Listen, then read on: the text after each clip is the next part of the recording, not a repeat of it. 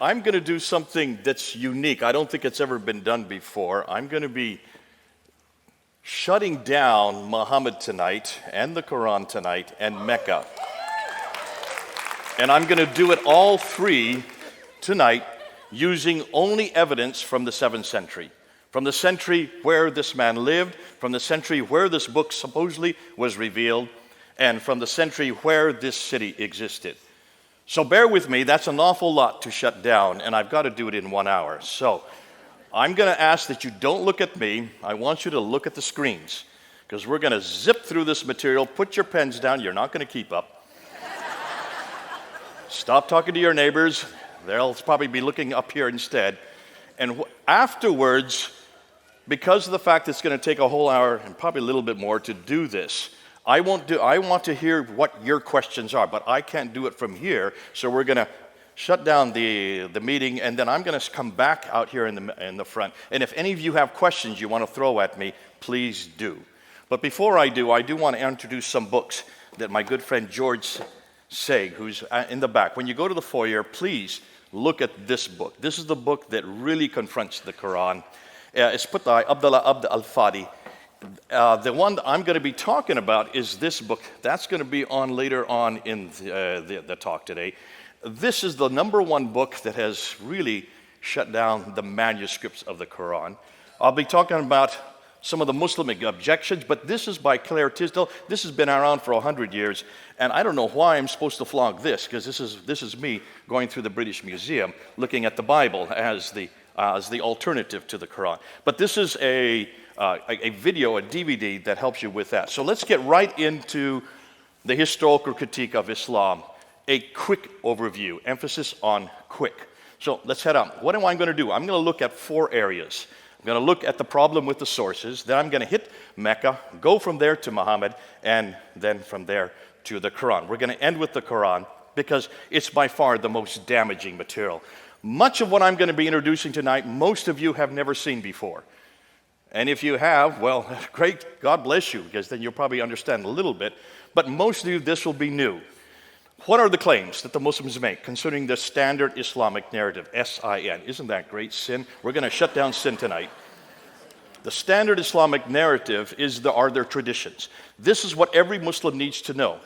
Though every Muslim, whether they are radical or nominal or liberal, how they walk, talk, eat, drink, sleep is dependent on those traditions, on the standard Islamic narrative. Now, they all believe, every Muslim would believe that Muhammad was the last and greatest prophet, born in Mecca in 570, died in Medina in 632, modeled Islam as a paradigm for the whole world, and received the Quran as his final revelation.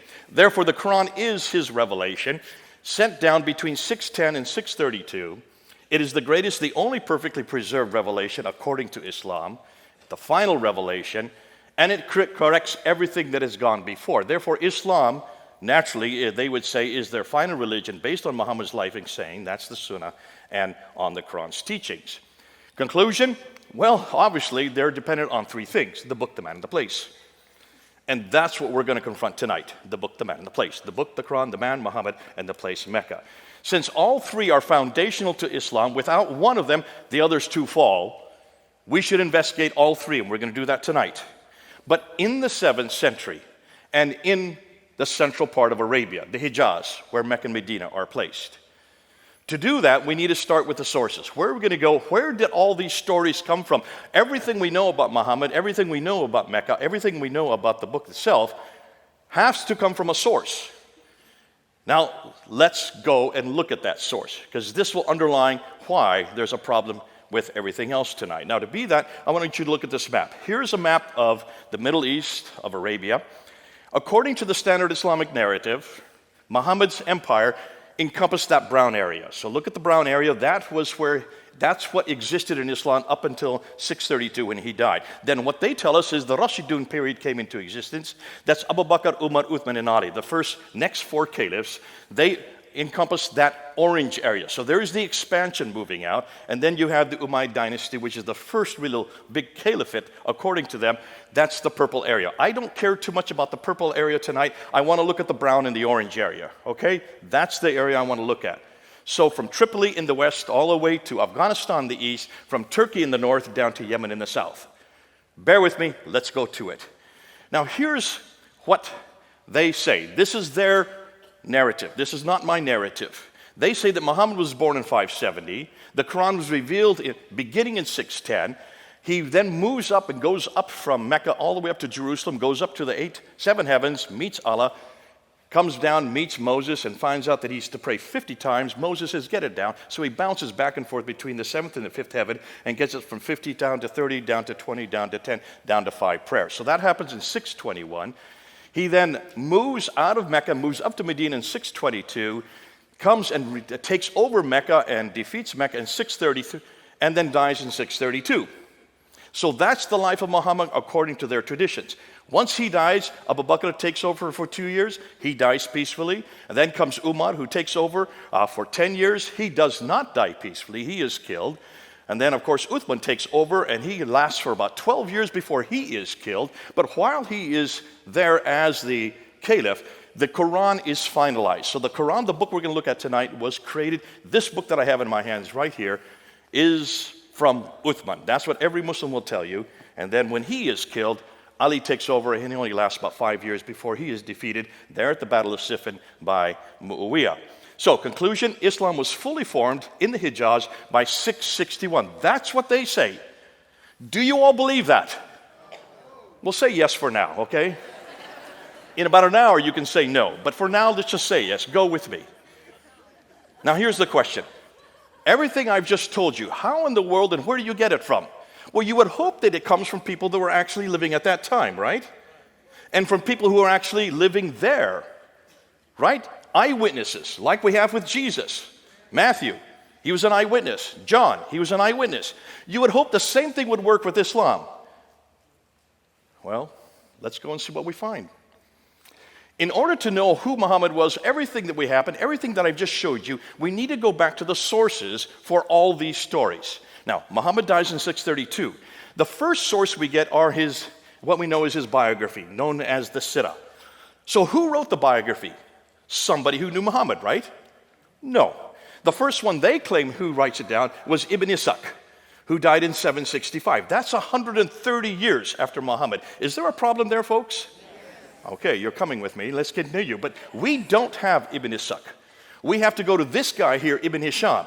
He is the one that actually writes down what Ibn Ishaq says, throws out most of it, and only retains what he likes. He dies in 833. After him comes Al-Waqidi, who dies in 835. That's what we know about Muhammad. Nothing from Ibn Ishaq. So let's just get rid of Ibn Ishaq. Whoop, there he goes. But that's not the only thing we have. That's not the only. We have an enormous amount of material on Muhammad, on what he says. This is known as the Hadith. And the sayings, these are the sayings of what Muhammad said. They were first written down by Al-Bukhari. Now look at his date, 870. You thought Ibn Ishaq was bad enough. This is 240 years after the fact. And after him, there's others like Sahih Muslim, Ibn Dawud, you have Tirmidhi, you have Majah, you have Abda, and then you have Nasai. So those are the 6, what they thought authoritative hadith compilations that were put down. But look at, they're all in the 9th and 10th century, right? And then you have two more genre of what we know as a standard Islamic narrative, the tafsir and the tahqiq. The tafsir would be the commentaries which explain the Quran, and then, of course, the tafsir, which would be the histories of all mankind up until Muhammad. First written down by Al-Tabari. Look at his date. He died in 923. Now, I'm putting you their death dates purposely because everything was written normally within 20 years of their death dates. That's when they would be written. But it could be changed and continue manipulated all right up until they died. Notice, everything I've showed you doesn't even begin to get written down for 200 years. 200 years after Muhammad died, you get the Sirah, then you get the Hadith, another 240 years, and it's not till the 10th century that you even get the Tafsir and the Tahqiq. Abdul Malik's name I'm putting up there because he's the first one to introduce us to anybody called Muhammad.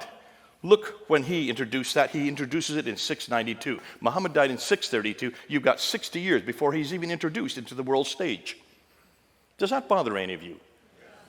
But the Muhammad we're going to talk about, the Muhammad of Islam, that Muhammad was introduced by these people, the Abbasids. And they do so, they come to power in 749. The Muhammad that we look at is all their invention.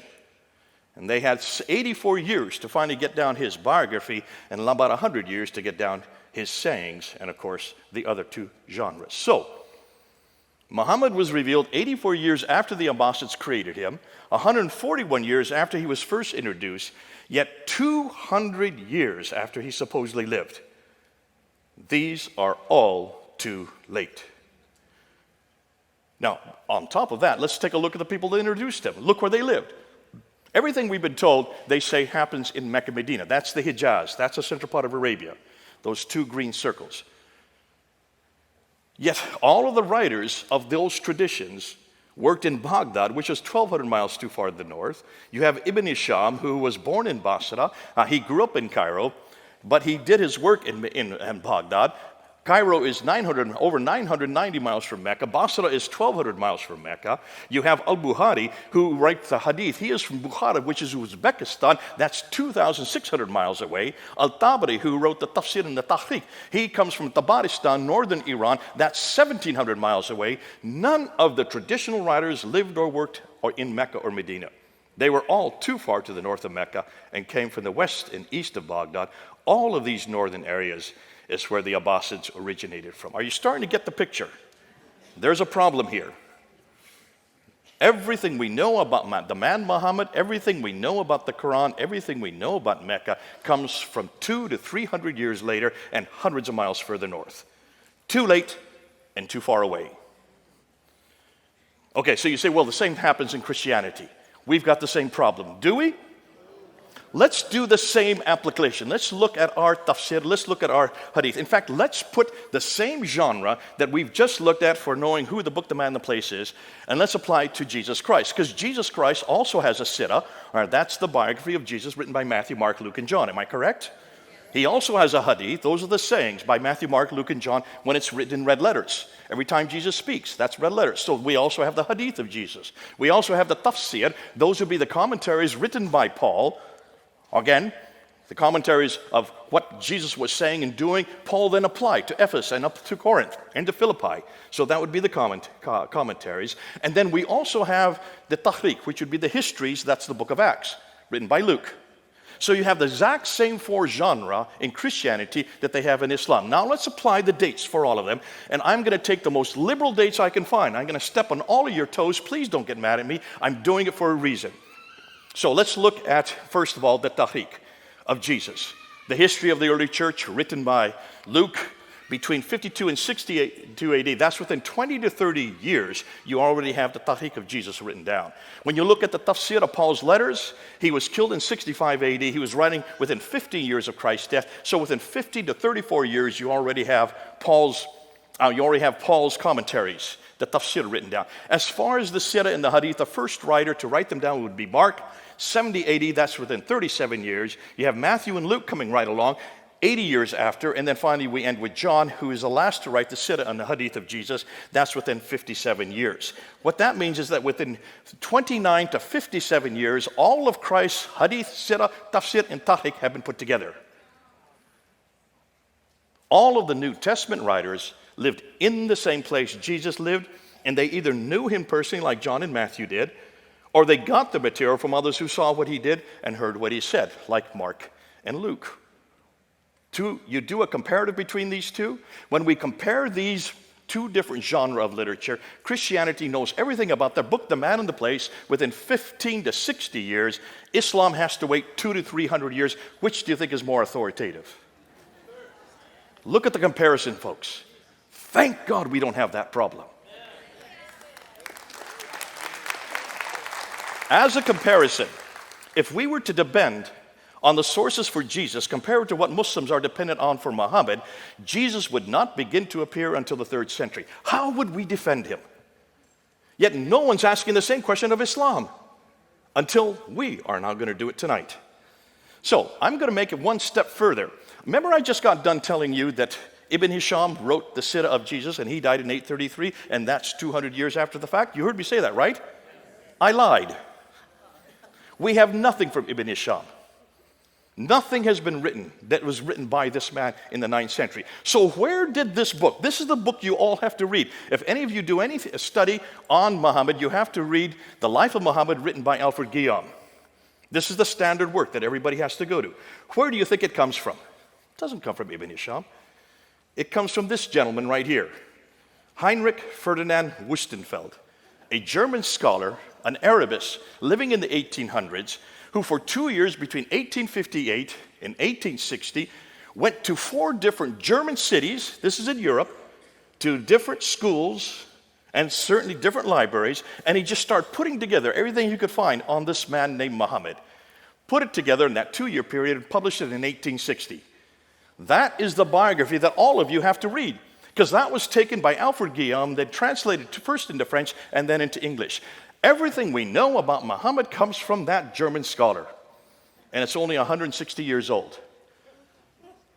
The man who Muslims are dependent on to know who their prophet is or what he did is an elderly German linguist who wrote Muhammad's story 160 years ago, thus over 1,000 years too late. Can you imagine how they're going to defend this? If there's any Muslims here, how will you defend your prophet now? Looking how late everything is concerning what he did there in supposedly the 7th century. You can see then the dilemma for scholars today. Their conclusions are Islam as we know it did not exist in the 7th century, but evolved over a period of 200 to 300 years. The Quran probably was not revealed to one man in 22 years, like Muslims tell us, but likely evolved over a period of 50 to 100 years. The conclusion, the history of Islam, at least from the time of the Caliph Abdul Malik, 685 to 705 and before, is a later fabrication. A later fabrication. Now, if that were the case, the problem is, well, what are we going to do? How is it? You can see what their concern is. They said, well, where do we need to go? Well, I would suggest let's go back to the 7th century. Since we can't trust the 9th and 10th century for what Muhammad was doing or what the Quran was in the 9th and 10th century, let's go back to the century Muhammad lived. Let's go back to the century if Mecca existed. And let's go back to the century that book was written. So let's start with Mecca. Why do I want to start with Mecca? You'll see why. Mecca is enormously important. Remember, Islam is dependent on 3 legs. You take out one of the legs, the other 2 collapse. So if you start with the book, the man, and the place for the 3 legs, if you start to confront Mecca, it starts to teeter. Once you shut down Mecca, everything else collapses. Because if there is no Mecca, then it doesn't matter who Muhammad is or what the name is or where you find him, he's not in Mecca. Right? And if he's not in Mecca, then what Muhammad are we talking about? And it doesn't matter what Quran we're looking at, it's not from Mecca. If it's not from Mecca, bingo, then you got a different Quran. So let's shut down Mecca first. Let's begin with Mecca and let's see what we can find. Now, this is what they claim. According to the traditions, according to the standard Islamic narrative, Mecca is where Adam and Eve are thrown down to. In chapter 7, verse 24 in the Quran, they're thrown out of the Garden of Eden down to Mecca. So obviously, this is the oldest city in history, right? You have to have people to have a city. And there's no one before Adam and Eve. So it's obviously the oldest city in history. It's where Abraham lived according to chapter 21 of the Quran, verse 51 to 71. That's 1900 BC. Therefore, it had to have existed then. Sorry, let's go back. It's also the center of trade, north, south, east, and west. So it should be one of the best known and best documented places in history. Now, it's also, according to the Quran, the center of history. But here's the problem. Open up the Quran and see if you can find that word Mecca in it. You'll only find it one time, in chapter 48, verse 24. So it's not a book, it's not a place that's referred to very often, except for once. It's the place of the prophet. So let's look and see what it says about the place of the prophet in the Quran. Well, that's the mother of all settlements, according to chapter 6. It's where Adam and Eve were cast to, according to chapter 7. It's where Abraham lived, according to chapter 21. It's where Muhammad was born. And it was also where Mecca became the center of the Qibla, the direction of prayer, according to chapter 2. Now, the above imply people have lived there from the very beginning. Yet the only reference we can find is chapter 48, 24. If it's such an important place, why is there only one reference? If you look at the traditions, which are written much later, they're written in the 9th and 10th century, Mecca now does exist. That's not a problem. But take a look at where it places it. Notice what the traditions say. This place of the prophet, which is Mecca, is in a valley and has a parallel valley. It has streams. It has ruins of a pillar of salt right outside it. It has fields and trees and grass and fruit and clay and loam and olive trees. Folks, that looks like it's pretty verdant. Am I correct? Lots of vegetation, lots of water. Look at Mecca. There's no streams. There's none of these in Mecca, and there never has been. Historically, it's never had water. So obviously, whatever the traditions are referring to, it's not the Mecca we know today. When you look and unpack the Quran, you look at it, you will notice that an awful lot of it refers to geographical locations, 65 geographical references, but only 9 places are named. And over again, it refers to these people from Ad. 23 times these people from Ad, that's the biblical Uz. 24 times the people from Thamud, that would be the Nabateans. That's 7 times the people from Midian, they're the Midianites. But take a look at the map and see where they're all placed. They're up in Jordan. Mecca is at the very bottom of the map. Do you see it down there? There's 600 miles. If this prophet were having daily contact with these people from Ad Thamud in Midian, he'd have to have a helicopter or a jet to get up and back in 1,200 miles in just one day. They didn't have helicopters back then. Can you see a problem, folks? Obviously, whoever this prophet is who's having this relationship with all these people either had to live up there or this is nothing more than fiction. When we look at the prophets, prophet after prophet, Adam and Eve, Seth, Ishmael, Noah, Hud, Saleh, Queen of Sheba, Daniel, they were all buried in Mecca. Over almost 300 prophets are buried in Mecca. Now, when they're buried in a kneeling position so that they continue to be preserved in that kneeling position. If that were the case, then they still should be there today. Am I correct? So look at all the enormous amount of building that's going on around Mecca. That building that you see there, that tower, is the 4th highest building in the world. When you look at it, you will notice all the buildings around it. You have to have huge foundations in order to build something that high. As they're building these foundations, they should have come across one prophet. They haven't found one, suggesting that none of these prophets were buried there. If the above were true, this would mean that almost all of the Bible would have to be rewritten, as all of our prophets are 600 to 1,000 miles further south. So when is the first reference you can find to Mecca? It comes from the Apocalypse of Pseudo-Methodius Continuato Byzantia Arabica, 741 A.D. Muhammad died in 632, if he even lived. That's over 100 years later that we get the first reference of him. What about the maps? Is Mecca on any map? Ptolemy is the best source to go to because he wrote the geography of Arabia, and there are those who've taken his geography and put maps together, like Reinhard Holle in 1400s. Notice when you look at the map, Mecca is not there. Here's another one put together by Laurent Fries in 1541. Notice Mecca is not there as well. Here's another one putting to what Ptolemy said, put together in 1571, put together by Sebastian Munster. Same problem. Mecca just doesn't exist on any of these maps. Here's a 7th century map that has been redacted back to the 7th century. Do you see Mecca on it? I don't. Here's another one, redacted back to the 7th century. Can you find Mecca on any of these maps? Not one. So certainly Ptolemy didn't know about this place. When you look at the Qiblas, these are all the direction of prayers. Now remember, in chapter 2 of the Quran, all the Qiblas were directed to Mecca according to the Quran itself. Dan Gibson, who's done the best work on this, and he has gone through over 100 mosques, and he's gone to all their Qiblas, and notice what he has found. From the 7th century up until the 8th century, up until 706, every Qibla is facing Petra. Not one Qibla is facing Mecca. We're in the 8th century. We still can't find any mosque facing Mecca. It's not till 715 that the first mosque faced Mecca. What does that tell you? For 100 years, they never knew where Mecca was. In fact, look where all these Qiblas are. They're right there in Medina, in China, in India, in Syria, in Egypt, in Israel, in Jordan, all over the world. And yet none of them seem to know where Mecca was. For over 100 years, they didn't know where Mecca was. Were they that inept? Or did Mecca even exist? Now we come to the trade route theory, and this is where Montgomery Watt has helped out the Muslims. He tried to help them out to show that you can find Mecca if you just look at the trade route. The trade went through Mecca. Now the trade used to go this way, right up through the Persian Gulf, to Basra, across Iraq, across Syria, over into Lebanon. But then you had the Sassanians who started warring against the Byzantines. And for 200 years, from the 5th, 6th, and 7th century, they shut down the Persian Gulf because of these wars. So the trade had to be rerouted.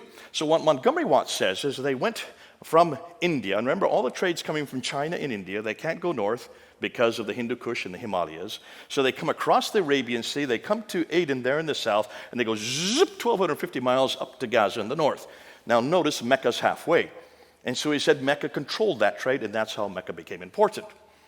How many of you believe that? No one's going to raise their hands? You know why, because I'm going to shut it down. But I'm not going to shut it down. Dr. Patricia Corona shut this down. This woman, Danish, read and wrote 15 archaic languages. How many of you could read and write 15 archaic languages? Probably the greatest scholar of her day. She just died a number of years ago. She was my authority. She was the one that helped me when I started my doctorate there in United Kingdom. And she looked at this map and she saw two problems. Let's see if you see the same two problems.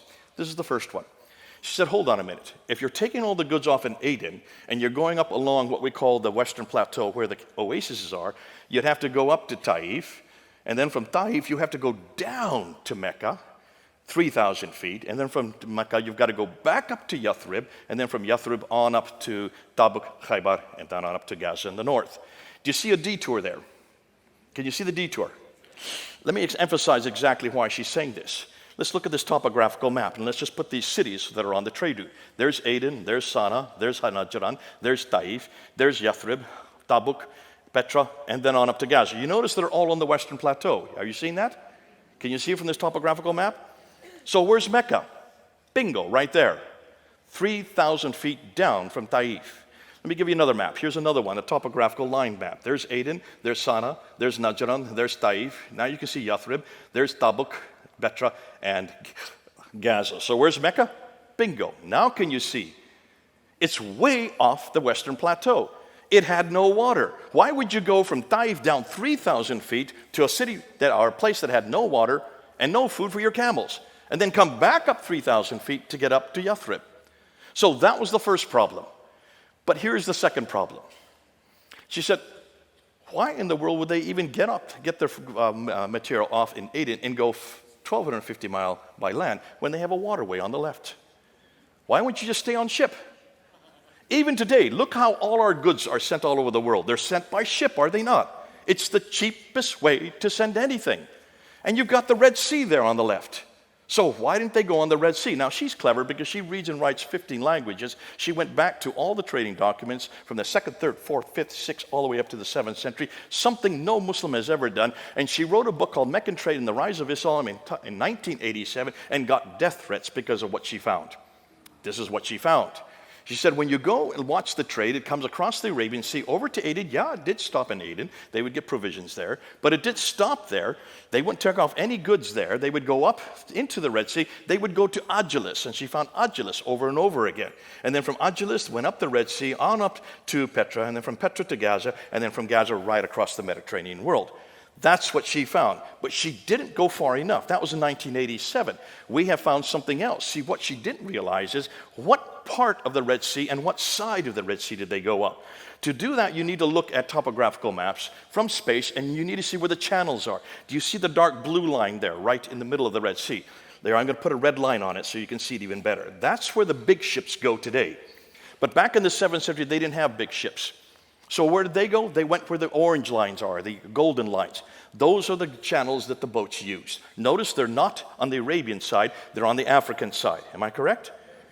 So, unlike the East Arabian shore, which was arid and dry with no fresh water and thus few people, the West African shore had plenty of fresh water and had larger populations. What's more, the West Coast had easily accessible ports. We know their names. Here they are. The ports along them are Asab, Agilis, continue on, Suakin, Berenice, and Safaga. Look at the dates. They all predate Islam. Notice they're all 1 day's boat ride apart. So they would go in every night to shelter. These have been around since the 3rd century BC. On the Red Sea side, on the Arabian side of the Red Sea, the only port that we know of is called Yanbu, which supported Yathrib. So what about Jeddah, which supports Mecca? Muslims have always asked me, well, then didn't Jeddah exist also? Dr. John Halting, who is the world authority on Jeddah, wrote his book on it. And if you look at his book, he says Jeddah did not exist until the 8th century AD. It was created because Mecca was created. Mecca had no water, therefore it needed provisions. That's why they created Jeddah. Therefore, since there was nothing, let's get rid of Jeddah and Mecca. Boom, they go off the screen. Without Jeddah, without Mecca, what happens to Islam? A big red X. Well then, what about the civilizations? Maybe they knew about this place. So let's ask, and Dr. Patricia Corona went around, she asked this question. If Mecca was the oldest city in the history of mankind, someone somewhere should have heard of it. So she went and she looked at all the empires to see what they said. Now remember, she reads and writes 15 languages. So she read everything in its original tongue. The Assyrians, she found nothing about Mecca. The Babylonians, they knew nothing about Mecca. The Roman Empire knew nothing about Mecca. Neither did the Persians. What about those closer to it? Much closer, like the Nabateans. They knew nothing about Mecca. And the Sabaeans knew nothing, and neither did the Himyarites, or the Azdis, or the Kindas, or the Kedarites. None of these people, including the Nubians right across the Red Sea, none of them had heard of Mecca. Not one word. All the way up until the 8th century. What does that say about Mecca to you folks? If it is the center of history, if it's the oldest city in history, if it's where Abraham lived, if all the trade now, north, south, east, west, is going through it, why had no one heard of it? Well, what about the other cities that were in that area? Let's ask and see if they are, because there are a lot of cities in that area, or towns, not really cities, they're hamlets. And let's see if history knows about them. Let's look at Najran, which is about 400 miles south of it, a small little town. But Strabo talks about it, Pliny the Elder talks about it, Ptolemy talks about it, Aretas, all of it, it's well known. What about Sana and Taif and Yathrib and Khaybar that are right near Mecca? Yes, they're well known. The Greeks talk about it from the 6th century BC. They refer to these places. Mamre. Pliny has a whole book written on the history of it. Petra. Zukowski has written an entire book on the history of Petra. Maghrib, where Muhammad Mariktan has written another history on it. Why are all these insignificant towns referred to, but not one of them referred to Mecca? I'll tell you why. To know why, take a look at a map and you'll see why. Look at those 4 maps. Those are 4 topographical pictures of Arabia. And what do you notice about Mecca and Medina? Well, the central part where Medina and Mecca are is the desert, right? Where there's the desert, there's no water. Where there's no water, there's no food. Where there's no food, there's no people. Where there's no people, there's no towns. Where there's no towns, there's no cities. Where there's no cities, there's no civilization. Where there is no civilization, there is no history. It's as simple as that. How long did it take me to say that? 10 seconds. And you can do the same. You have to have water, folks. If there's no water, there's no history. That's why it was called Patria Deserta by the Romans. It's always been a desert. That's why none of the prophets could have come there. Nobody has ever heard of it. Just like Mars, without water, there's no point even going there. But we have to go there. Let's go to the Hajj. Because the Hajj is where you need to find out. If the Hajj has been there from the very beginning, then it should be also archaic. It should be the center of history. Am I correct? When you go to the Hajj, and those of you who can't go because you're not Muslims, but you go and you circumambulate that square building called the Kaaba 7 times. Why do you circumambulate 7 times going counterclockwise? Good question. I'm going to tell you. To do that, you need to go to Petra. Petra also has a Kaaba that you circumambulate 7 times going counterclockwise. Why does it have a Kaaba? Well, you need to go to this city. Do you recognize it? Jerusalem. You've got to go back to Jerusalem that also have a Kaaba. Remember, Kaaba means square in Arabic. It also means square in Hebrew. And the Kaaba in Hebrew was the Holy of Holies. And the Jews would circumambulate it 7 times going counterclockwise because of Jericho. God told them to do it 7 times going counterclockwise. They still did it as a pilgrimage to Jerusalem. Therefore, the Kaaba that was in Mecca comes from Jerusalem. It gets better than that. After they circumambulate 7 times, they then run back and forth between Safa and Marwa, the 2 mountains that are there. Take a look. Do those look like mountains to you? They're only about 20 feet high. You can climb on them as kids. Those are not mountains. Those are rocks. They're called Marwa and Safa, and the Muslims run back and forth 7 times. Why? Because Hagar is in the desert. She's thrown out of Mecca by Abraham, who's living in Mecca. She runs out of water. She needs to find water for Ishmael. She runs back and forth 7 times between 2 mountains. Folks, those don't look like mountains to me. In fact, hold on a minute. They're only 100 feet away from the Kaaba, which is in the center of Mecca. If she's out in the desert and she can't find water, then what is she only doing 100 feet away?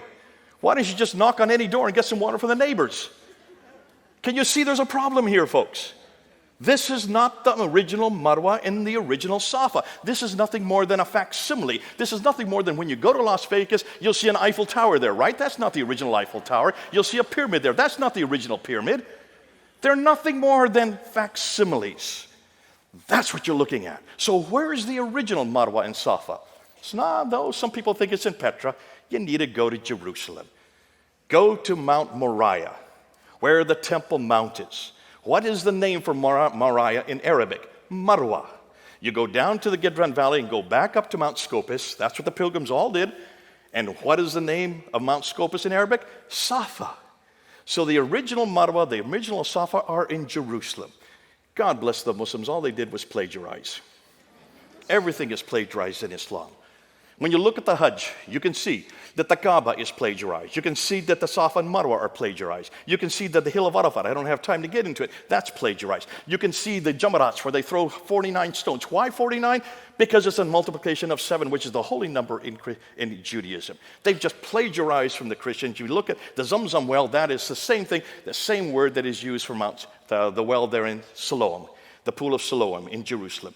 And then we get to the black stone. Thank God this is not plagiarized. What in the world is the black stone doing there? On the eastern corner of the Kaaba. Every Muslim, as they circumambulate, they kiss the stone so that they get their sins forgiven. Who can forgive sins but God? This is idolatry, folks. And it's at the very seat of Islam. The very center of Islam is based on idolatry. If Muslims say God is one, then what's that stone doing there? That does not come from Jerusalem. To understand that, I'm not going to go into it because I see I'm running out of time. I need to keep going. Look and go up on Fander Films. We've got all of it up there. We're now unpacking all of this material so you can see it. So can you see? No one could find Mecca placed in the Quran. Crone pretty much debunked the trade route theory. Gibson debunked the Qiblas. Crone also debunked, she not only debunked that, but she also debunked the maps, and then we debunked the trade route going through the Red Sea, and then, of course, the 5 stages of the Hajj. Though Mecca has existed since Adam and Eve in Surah chapter 7, verse 24, there is no evidence of it anywhere until 741. And everything we now find in Mecca, we could find previously in Petra, and now even earlier in Jerusalem. You ready for Muhammad?